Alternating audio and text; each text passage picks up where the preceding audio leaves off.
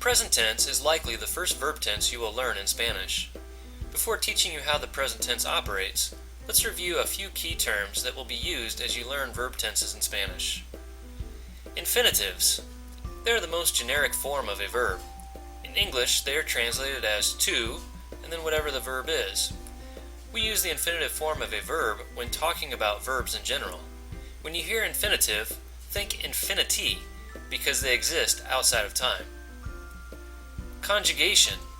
This is just a fancy word that means to change a verb to agree with a subject or person in a tense or time frame. Subjects, or persons, are people or things that do the actions.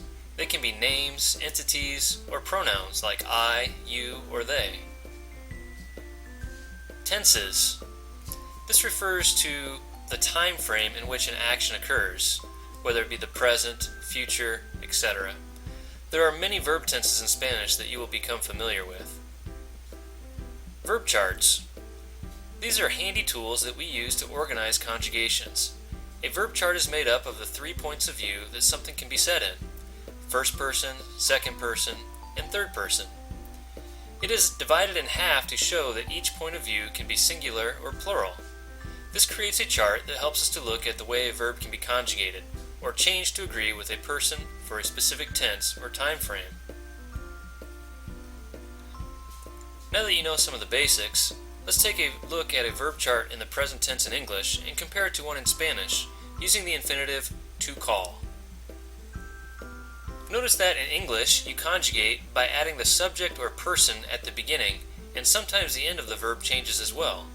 For example, we add an S in the third person singular or he, she, it form of the present tense. In Spanish, we can also add the subjects or persons, but we have endings for each section on the chart. All infinitives in Spanish end with an AR, ER, or IR, and it is a little more complicated because we have different endings for each type. In the present tense, we always drop the AR, ER, IR ending and replace them with new endings.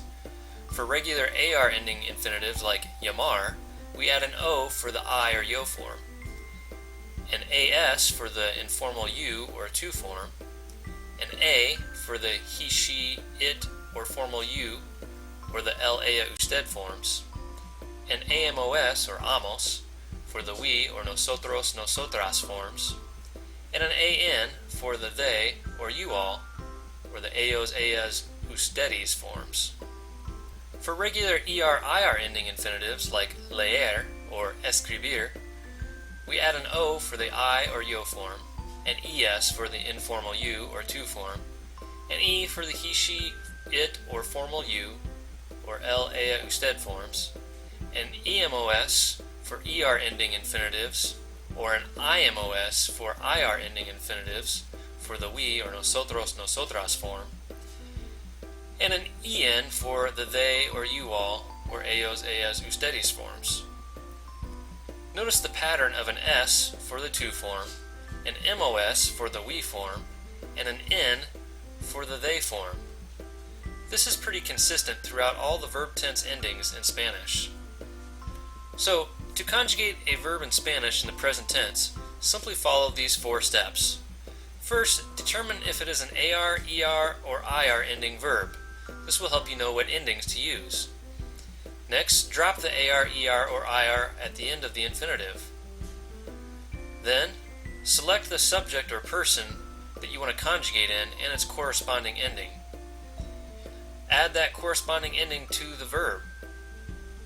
Now you have a conjugated verb in Spanish.